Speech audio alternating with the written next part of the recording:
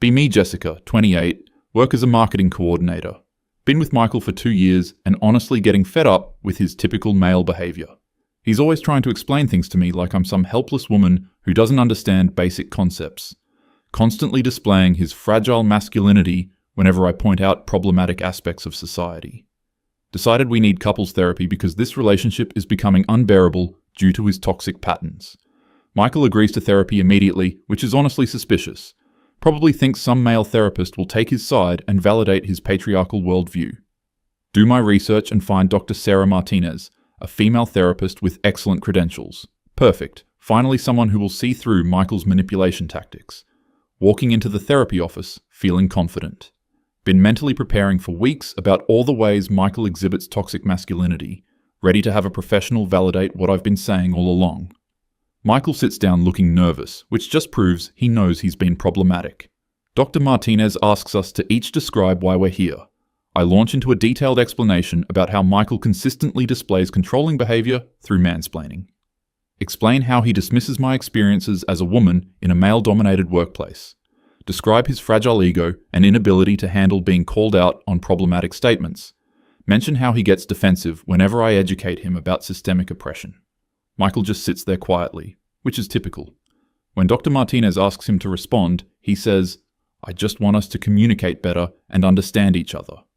Classic deflection tactic, making it sound like a mutual problem when clearly he's the issue. Dr. Martinez starts asking specific questions about our daily interactions. Asks me to describe a recent argument, tell her about last week when Michael mansplained the new software update at work. He had the audacity to walk me through features I already knew about. When I called him out for mansplaining, he claimed he was just trying to be helpful. Textbook gaslighting behavior. Dr. Martinez asks Michael about this incident. He explains that I had mentioned being frustrated with the new system at work. Says he had used similar software at his previous job and thought he could share some shortcuts. Claims he asked if I wanted help before explaining anything. Obviously trying to rewrite history to make himself look better, feeling increasingly frustrated that Dr. Martinez isn't immediately seeing through his manipulation. She asks for more examples, so I provide several. The time he corrected my pronunciation of a word during dinner with friends. When he suggested a different route to avoid traffic without asking for my input first. How he always assumes I need help carrying groceries. Notice Dr. Martinez taking detailed notes, probably documenting all of Michael's problematic behaviors. Feeling validated that a professional is finally witnessing what I deal with daily. Dr. Martinez asks about our communication patterns. Explain how Michael shuts down whenever I try to educate him about social justice issues. Describe his passive-aggressive behavior when I point out problematic language. Mention how he weaponizes his emotions to avoid accountability. Tell her about his pattern of tone policing my rightful anger. She asks Michael about his perspective on these conversations. He says he feels like he can't say anything right and walks on eggshells constantly. Claims he's afraid to express opinions because I'll find something problematic about them. Says he feels criticized for basic human interactions. Typical victim-playing behavior from someone who can't handle being held accountable. Dr. Martinez asks me how I respond when Michael expresses concerns about our communication.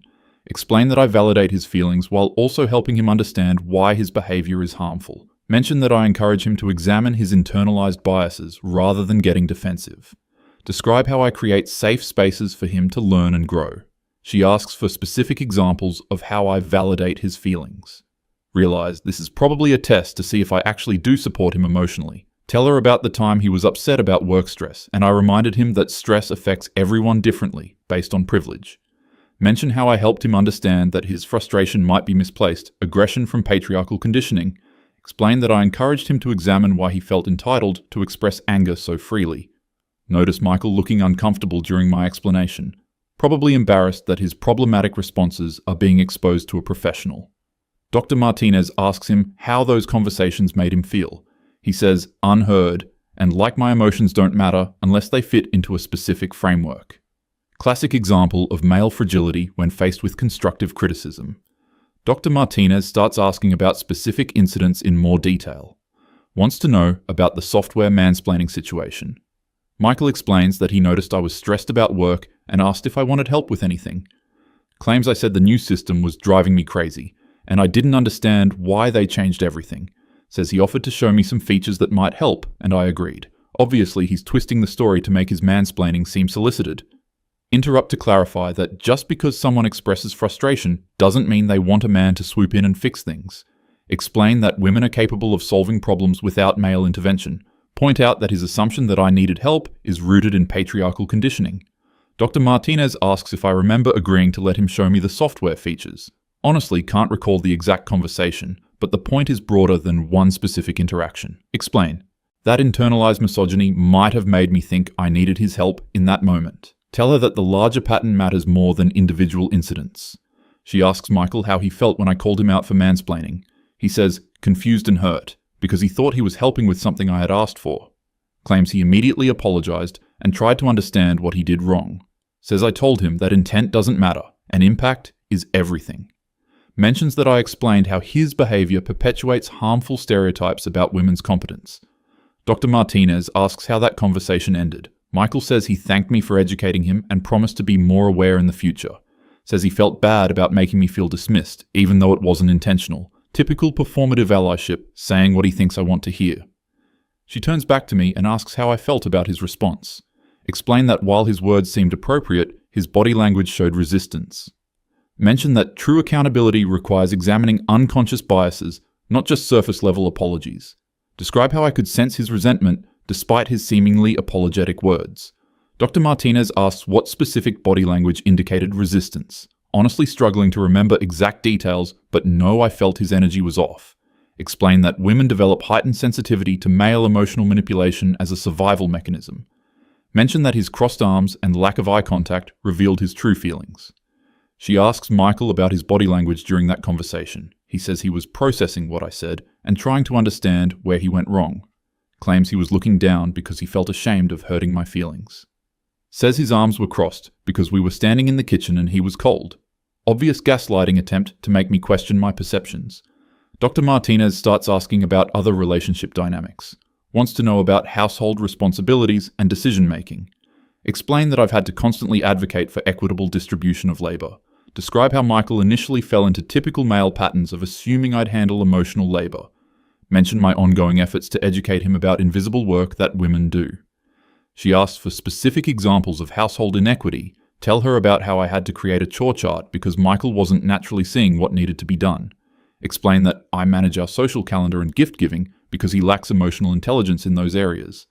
Mention how I handle most communication with both our families because women are typically better at maintaining relationships. Dr. Martinez asks Michael about household responsibilities. He says we split chores pretty evenly, but acknowledges that I'm better at remembering social obligations. Claims he offered to take over family communication, but I said I preferred handling it myself. Mentions that he does most of the cooking and grocery shopping because he enjoys it. Says we both work full-time and try to divide tasks based on preferences and schedules, feeling frustrated that he's making it sound like everything is perfectly balanced. Interrupt to explain that his preferences are probably shaped by societal conditioning.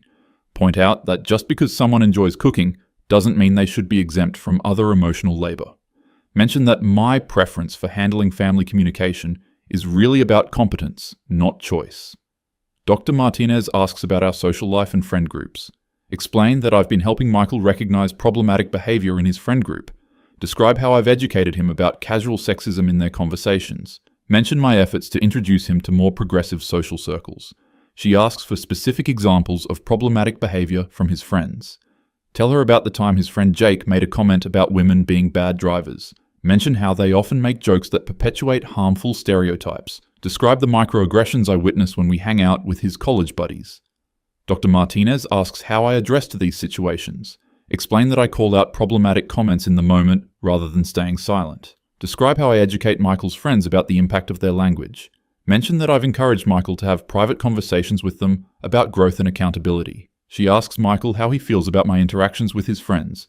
He says he appreciates that I want people to be more thoughtful about their language. Mentions that some friends have told him they feel uncomfortable around me now. Claims they think I'm looking for problems in everything they say. Says some have stopped inviting us to gatherings because they feel judged. Typical male solidarity, prioritizing his friendships over social justice. Explain to Dr. Martinez that this is exactly the kind of resistance that perpetuates harmful systems. Point out that his friends' discomfort proves they know their behavior is wrong. Mention that true allies should be willing to sacrifice toxic relationships for growth. Dr. Martinez asks if I've considered that different communication styles might be more effective. honestly shocked that a female therapist would suggest I tone down my advocacy. Explain that women have been silenced for centuries and I refuse to make others comfortable at my own expense. Mention that gentle education often gets ignored while direct confrontation creates actual change. She asks about our intimate relationship and emotional connection. Explain that physical intimacy requires emotional safety, which is difficult when dealing with internalized misogyny. Describe how Michael's unconscious biases create barriers to genuine vulnerability. Mention that I need to feel heard and validated before I can be fully present.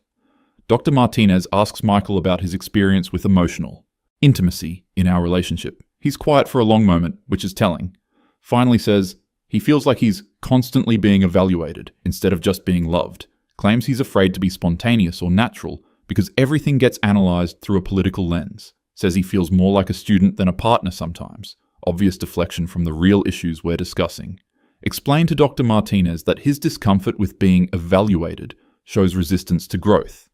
Point out that all relationships require ongoing assessment and improvement. Mention that his desire to be natural probably means reverting to problematic default behaviors. Dr. Martinez has been taking notes throughout our session. Now she's looking back through them with a serious expression, honestly feeling excited that we're finally getting to the part where she validates my concerns, ready to hear her professional assessment of Michael's toxic patterns. She starts by saying that she's observed some concerning dynamics in our relationship, exactly what I expected to hear. Explains that these patterns are preventing us from having healthy communication and emotional connection. Mentions that one partner seems to be constantly criticized while the other maintains a position of moral superiority. Wait, something feels off about how she's framing this. She continues explaining that she's seeing vigilance for problems rather than appreciation for positive efforts. Mentions weaponizing social justice language to shut down communication. Describes emotional manipulation disguised as education, starting to feel uncomfortable because this doesn't sound like the validation I expected. Dr. Martinez is looking directly at me while describing these patterns.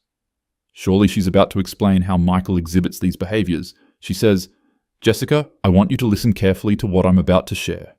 Feeling confident because obviously Michael needs to hear some hard truths. Ready for her to break down all his problematic behaviors with professional insight.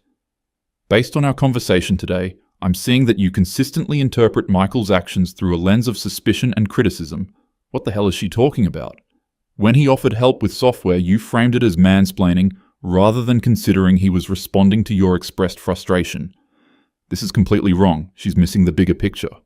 You described educating his friends about their language, but from what you've shared, it sounds like you're creating hostile social situations. Cannot believe a female therapist is taking this position. Your response to Michael's emotions seems to involve analyzing them rather than simply acknowledging them. She's completely misunderstanding the dynamic here. Dr. Martinez continues, "Michael, how often do you feel like Jessica appreciates things you do well?" He thinks for a moment and says, "Honestly, not very often. I feel like I'm always doing something wrong. When was the last time she complimented you or expressed gratitude without also providing correction?" He's quiet for a long time and finally says, "I can't remember. This is completely unfair. They're ganging up on me now." Interrupt to explain that constant praise isn't realistic when someone needs to unlearn harmful patterns. Mention that growth requires discomfort, and Michael can't expect validation while still exhibiting problematic behaviors. Dr. Martinez asks, "Jessica, when was the last time you told Michael something you appreciated about him?" Honestly struggling to think of recent examples because he's been particularly difficult lately. Explain that I appreciate his willingness to learn, even though he has a long way to go. Mention that I value his efforts to become more aware, despite his frequent backsliding. But when did you last express appreciation for who he is, not just his efforts to change? This question doesn't make sense because change is the whole point. Explain that accepting someone as they are means enabling harmful behaviors. Point out that unconditional love doesn't mean unconditional acceptance of problematic patterns. Dr. Martinez turns to Michael. "How does it feel to hear that Jessica's love seems conditional on your ability to change?" He looks genuinely hurt and says, "Like I'm not good enough as I am." Says, "Like I'm always being tested instead of just being loved." Mentions that he feels like he can't relax or be himself. This is completely twisting everything around. Explain that love naturally involves wanting your partner to be their best self. Point out that being himself might mean reverting to unconsciously harmful behaviors. Mention that my standards aren't unreasonable, they're just higher than what he's used to. Jessica, I want to walk through some specific examples with you. Dr. Martinez pulls out her notes from our session. You mentioned that Michael corrected your pronunciation at dinner with friends. When I asked for details, you said he gently suggested an alternative pronunciation of a word you'd mispronounced. Is it possible that he was trying to help you avoid embarrassment rather than trying to control you? Absolutely not accepting this reframing. Explain that public correction is a classic dominance behavior regardless of intent. Point out that the impact matters more than his supposed helpful intentions. Mention that women shouldn't have to accept male guidance about their own language. But Jessica, you also mentioned that you educate his friends about their problematic language. How's that different from what you're describing as Michael's controlling behavior? This comparison is completely inappropriate and shows she doesn't understand power dynamics. Explain that I'm speaking truth to power while Michael was reinforcing existing hierarchies. Point out the fundamental difference between punching up and punching down. Dr. Martinez continues reviewing her notes. You said Michael assumes you need help with groceries. But you also mentioned that you've created systems for household management because he doesn't naturally see what needs to be done. Do you see how both of these could be interpreted as one partner trying to be helpful? Getting increasingly frustrated with these false equivalencies. Explain that there's a difference between creating equitable systems and making assumptions about capability. Point out that I'm organizing our lives while he's just imposing his solutions on me. Mention that context and historical power imbalances matter. Jessica, I'm going to share an observation that might be difficult to hear. Here we go, finally getting to the real issues. Throughout our session, you've consistently reframed Michael's actions in the most negative possible light. This is not what I expected her to say. You've described his attempts to help as controlling, his emotions as manipulation, and his social discomfort as resistance. Meanwhile, you've described your own similar behaviors, correcting, managing, organizing his social interactions as education and advocacy. She's completely missing the nuance of these situations. What I'm seeing is a pattern where you maintain moral authority by constantly finding fault with Michael's behavior. Cannot believe this is happening. Explain that there's a fundamental difference between advocating for justice and perpetuating oppression. Point out that my criticism is actually accountability. Mention that someone has to address these issues or nothing will change. Jessica, how does Michael typically respond when you point out his problematic behavior? He usually apologizes and tries to do better, which should prove I'm right. And how do you respond when he points out something you've done that hurt his feelings? Honestly, can't think of many examples because he rarely has legitimate complaints about my behavior. Dr. Martinez asks Michael directly, do you feel comfortable expressing when Jessica hurts your feelings? He's quiet for a long time and finally says, not really, because she usually explains why my feelings are wrong or problematic. It says, I've learned it's easier to just apologize and try to do better. Claims he feels like his emotional experiences don't matter unless they fit into her framework. This is exactly the kind of victim mentality that prevents growth. Explain that feelings aren't always valid if they're based on entitlement or unconscious bias. Point out that I help him examine the root causes of his emotions, rather than just validating them blindly. Mention that this is actually more loving than shallow emotional support. Jessica, do you hear what you just said? Dr. Martinez looks genuinely concerned now. You just told me that Michael's feelings aren't valid if they don't align with your worldview. You're describing emotional invalidation as love. She's completely mischaracterizing what I said. Explain that I didn't say his feelings aren't valid, just that they need to be examined for problematic origins. Point out that true emotional intelligence involves understanding why we feel things. Mention that surface-level validation can actually be harmful if it reinforces negative patterns. Let me ask you something directly, Jessica. When was the last time you considered that you might be wrong about something in your relationship? This question is absurd because I've spent years studying these dynamics. Explain that while I'm always open to growth, the fundamental issues we're discussing are well-documented patterns. Point out that questioning my analysis is exactly the kind of gaslighting that silences women's experiences. And when was the last time you apologized to Michael for something? Honestly, can't remember specific instances because I'm usually more self-aware than he is. Mention that I acknowledge when I could have communicated more effectively. Explain that true accountability involves systemic change, not just individual apologies. Dr. Martinez turns to Michael again. How often does Jessica apologize when she hurts your feelings? He thinks for a moment and says, she doesn't really apologize. She explains why what she did was necessary or how I misunderstood.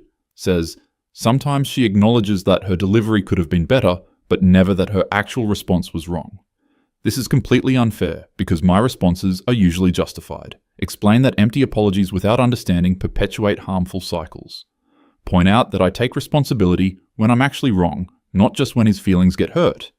Mention that men often expect apologies for being held accountable.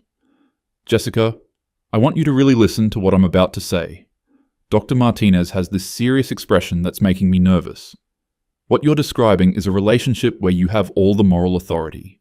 You determine what behaviors are acceptable, you decide when feelings are valid, you control the framework for all interactions. She's completely misrepresenting the dynamic. You've created a situation where Michael cannot express himself authentically without risking criticism. He's walking on eggshells, afraid to have natural emotional responses because you'll analyze them as problematic. This is not a partnership. This is you being the judge of someone you claim to love. Feeling genuinely shocked that a female therapist is taking this position. Explain that maintaining standards isn't the same as being controlling. Point out that someone has to address problematic patterns, or they'll never change. Mention that I'm fighting against harmful systems, not trying to control Michael personally. But Jessica, you are trying to control Michael personally. You've admitted to managing his social interactions, correcting his language, analyzing his emotions, and determining the validity of his feelings. You've described creating systems to manage his behavior and educating him constantly. How is that different from emotional abuse? Absolutely cannot believe she just used those words. Explain that abuse involves harming someone, not helping them grow. Point out that I'm trying to create a more equitable relationship. Mention that comparing advocacy to abuse shows a fundamental misunderstanding of power dynamics. Jessica, emotional abuse often involves one partner believing they know what's best for the other. It includes constant criticism disguised as helping, invalidating the other person's emotions and maintaining control through moral superiority. The abuser often genuinely believes they're helping their partner become a better person. This is completely inappropriate and offensive, starting to feel like this therapist has some serious biases of her own. Explain that comparing feminist advocacy to abuse is exactly the kind of rhetoric used to silence women. Point out that she's perpetuating harmful stereotypes about women being too demanding. Dr. Martinez continues, Michael, do you feel like you can be yourself in this relationship? He shakes his head and says, I feel like I'm constantly performing to avoid criticism. Says, I second guess everything I say because Jessica will find something problematic about it. Mentions that he's lost confidence in his own perceptions and feelings. Do you feel loved for who you are? Michael is quiet for a long time and finally says, I feel like Jessica loves who she wants me to become, not who I actually am. Says, I feel like I'm always failing some test I didn't know I was taking.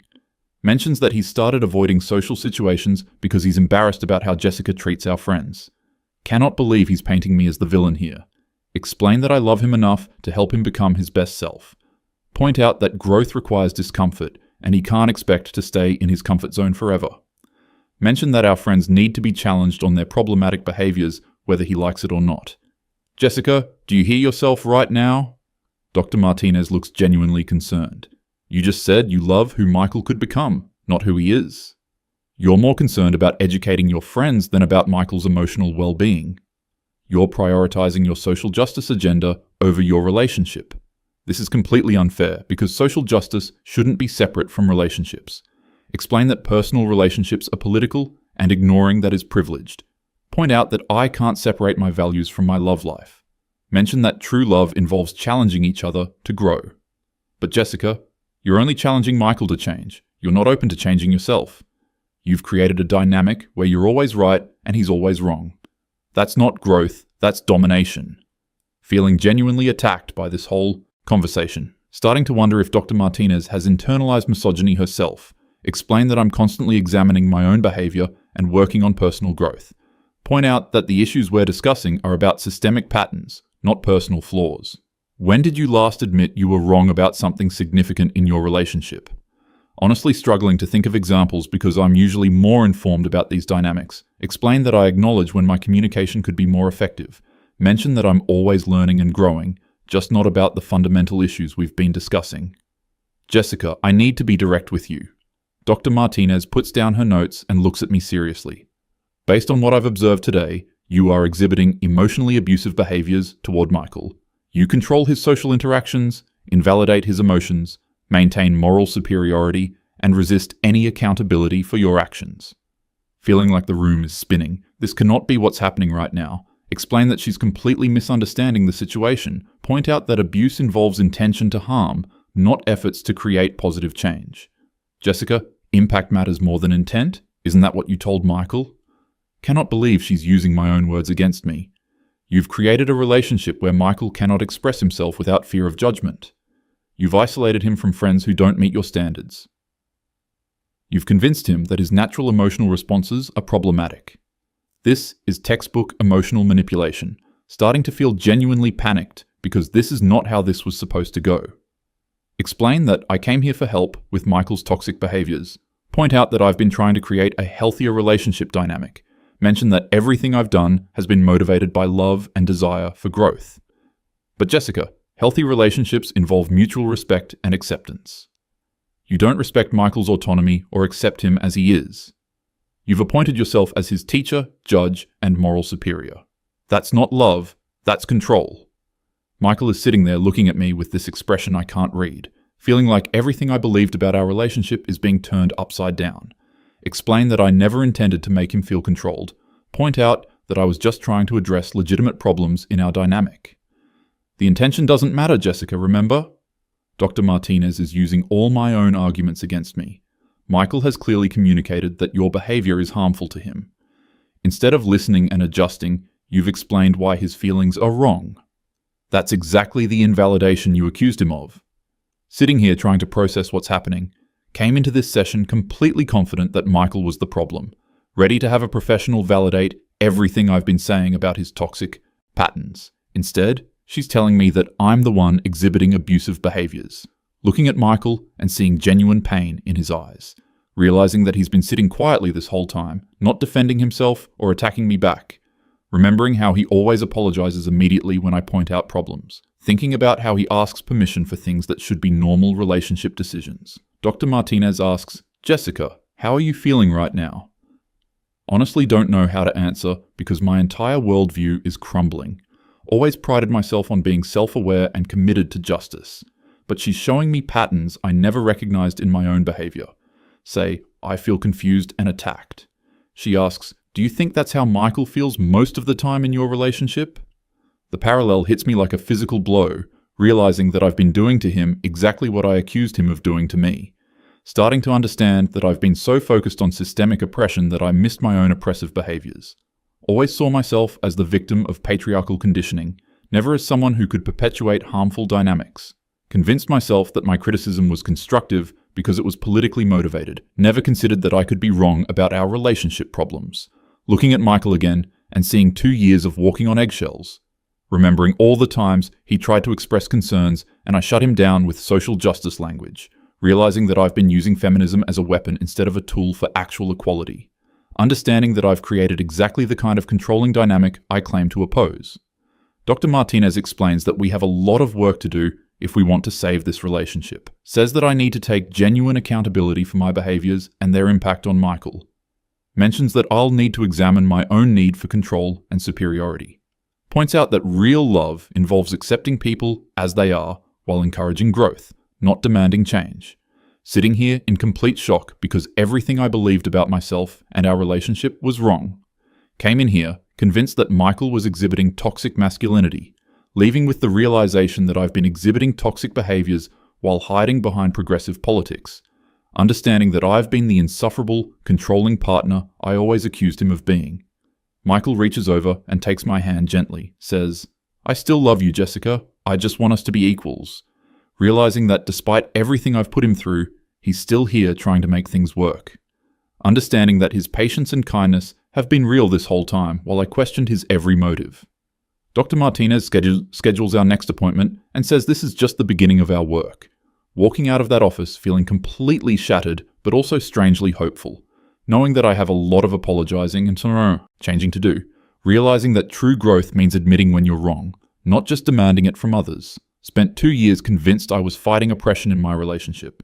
Turns out I was the one doing the oppressing. Horror and shock don't even begin to describe how it feels to realize you've become everything you claim to stand against.